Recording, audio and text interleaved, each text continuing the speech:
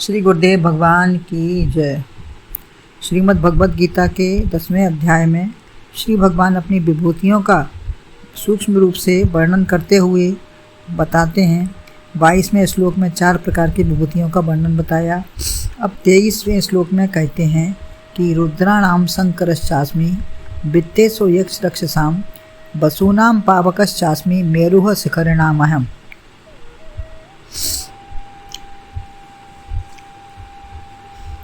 शिव सकल रुद्रों बीच राक्षस यक्ष वीर कुबेर हूँ।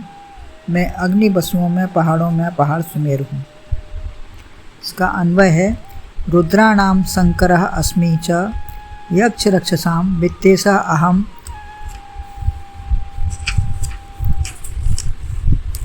वसूनाम पावकः अस्मि च शिखरिणाम मेरुः अस्मि।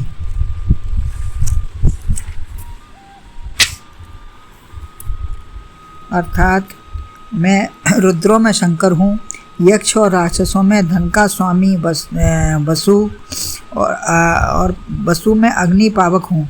शिखर वाले पर्वतों में सुमेरु हूँ। प्रत्येक पदार्थ का सार भाग मैं ही हूँ। निस्सार से निस्सार्थ पदार्थ में भी कुछ न कुछ सार होता ही है। जैसे गोबर विष्ठा भी खाद के काम आती है, उसमें भी जीवनी शक्ति है। अतः कहाँ तक कहें, जितना भी कहेंगे शेष कुछ न कुछ रहेगा ही। अतः कहने के अलावा भी हर वस्तु का सार भाग है, वो भगवान का ही रूप है। रुद्र एकादश हैं। रुद्र का वर्णन बताते हैं कि रुद्र एकादश हैं। श्रुति में सहस्त्रों रुद्र बताए हैं। रोदति इति रुद्रा, जो रुलाता है। जो असुर होते हैं, हारने पर या अभिमान होने पर भी रोते हैं। अतः हार जीत ग्लानि और अभिनय से हमेशा रोते ही रहते हैं। अभिमान से वो रोते ही रहते हैं। हर एक व्यक्ति रोता है, असुर ही नहीं, सभी में कुछ ना कुछ रोने का भाव रहता ही है। सभी कहते हैं हमारे जैसा दुखी कोई नहीं है। कोई तन दुखी, कोई धन दुखी, कोई मन रहित उदास, थोड़े थोड़े सब दुखी, एक सुखी राम का दास।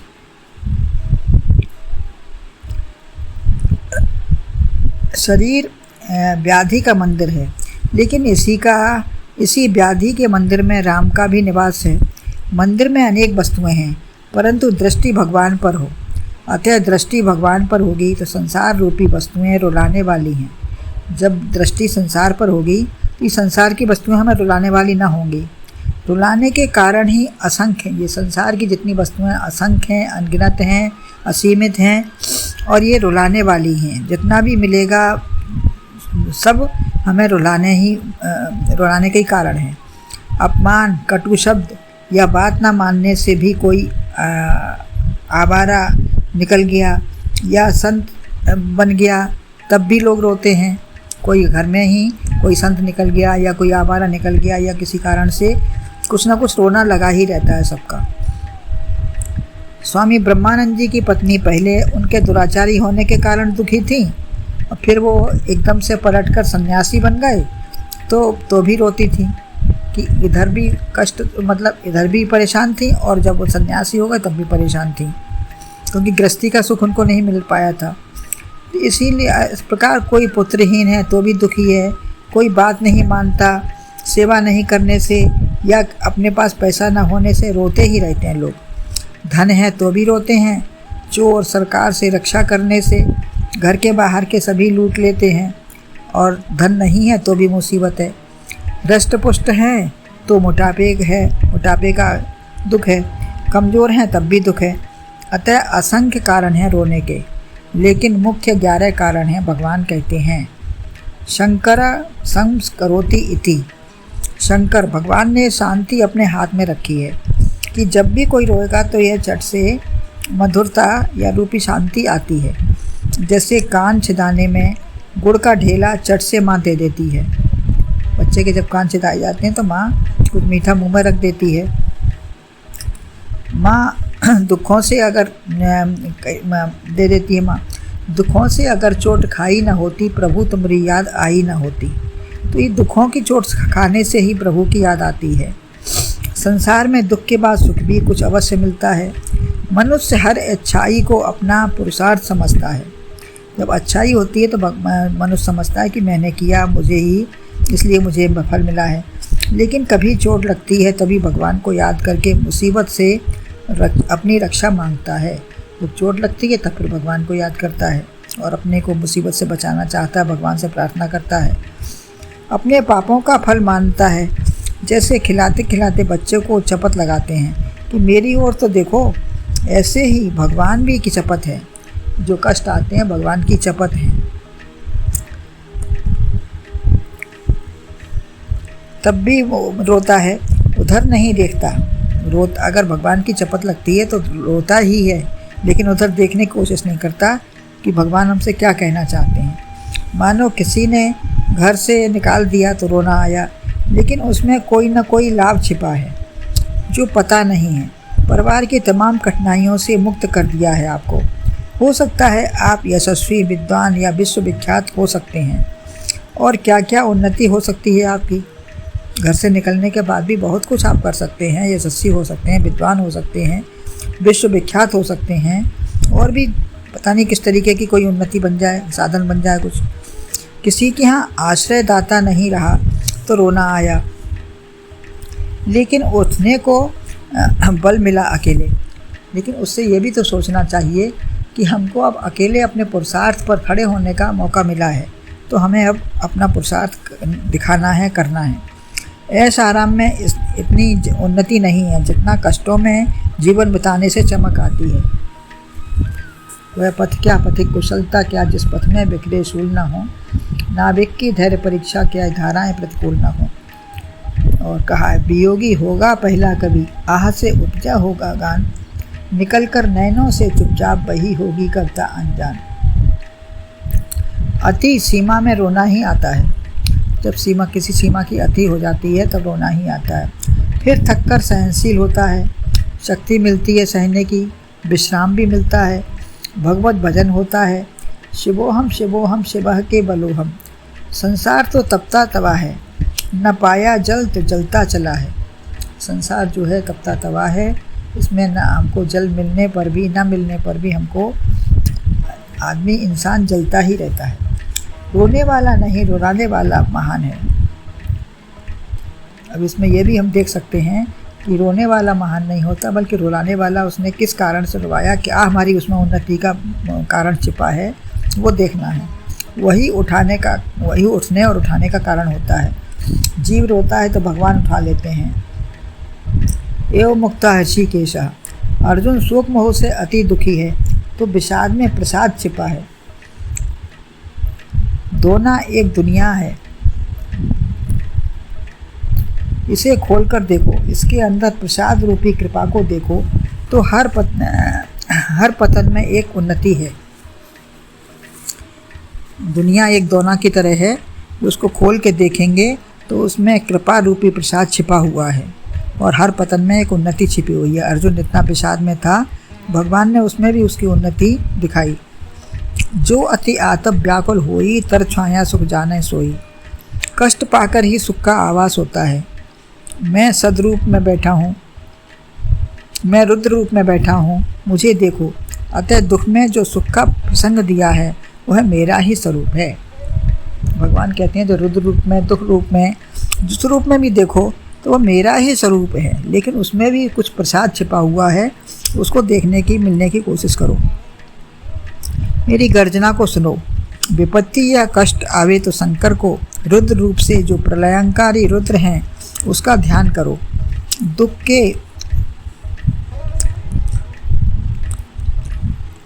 के समय ये भजन या विश्राम होता है। दुख के समय भी जब भजन और विश्राम होता है। रौद्र इति रुद्रः। चीख पुकार जब सुनाई पड़े तो वही रुद्र है। जहाँ चीख पुकार पर परेशानी सुनाई पड़े वही रुद्र है। जो स्वयं चिल्लाता हुआ भागता है। रोदति इति रुद्रः। रुलाने का कारण, रोने वाला, क्रिया, ये तीनों रुद्र हैं। रुद्र क्या है? रुलाने का कारण और रोने वाला और इसके होने क्रिया, ये तीनों ही रुद्र का रूप है। विचार इन तीनों का करें तो तीनों में भगवान ही छिपा है। फिर रोने का दर्शन छूटकर भगवान का दर्शन होगा। जब हम विचार करेंगे तो इन सब में भी भगवान ही छिपा हुआ है, सब उसी के द्वारा और सब उसी के कारण हो रहा है। कल्याणकारी भावना दिखाई देगी और भगवान का भी दर्शन होगा ऐसी भावना से। यह आदि भौतिक और आदि दैविक वर्णन है। आध्यात्मिक वर्णन 10 इंद्रियां रुद्र हैं। आँख से खराब देखा, कान से खराब सुना, जिह्वा से गलत बोला, नीरस या खराब चखा, त्वचा से गर्म ठंडा या खराब छुआ। अतः 10 इंद्रियां और मन हर इंद्रियों के साथ मिलकर रुलाता ही है। ये जो मन है हर इंद्रियों के साथ मिलकर हमको रुलाता ही है। संसार में जब जाता है तो रोना का ही कारण बनता है, क्योंकि दुखालयम शाश्वतम।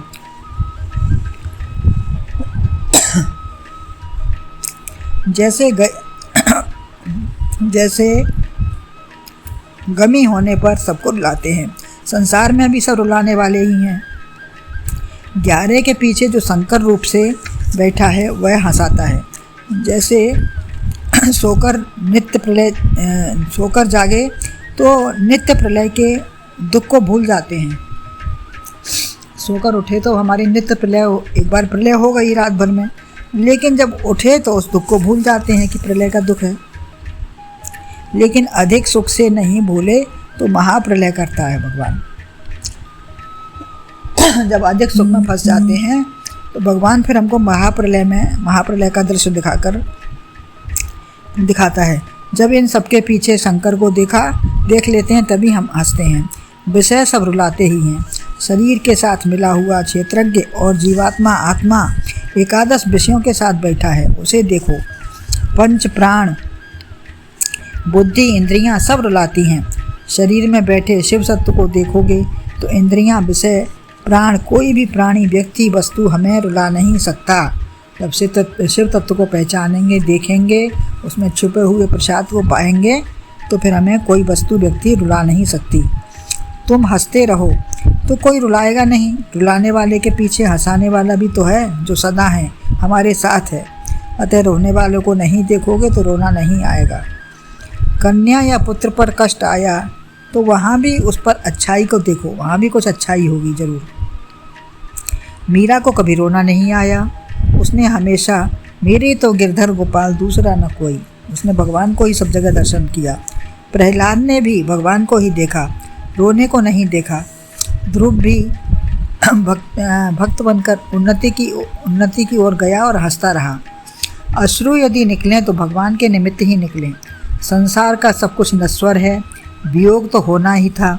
हम ही चले जाते, यदि वो गया तो गया, अन्यथा हम ही चले जाते। जाना तो है ही सबको, पता नहीं कब किसको जाना है।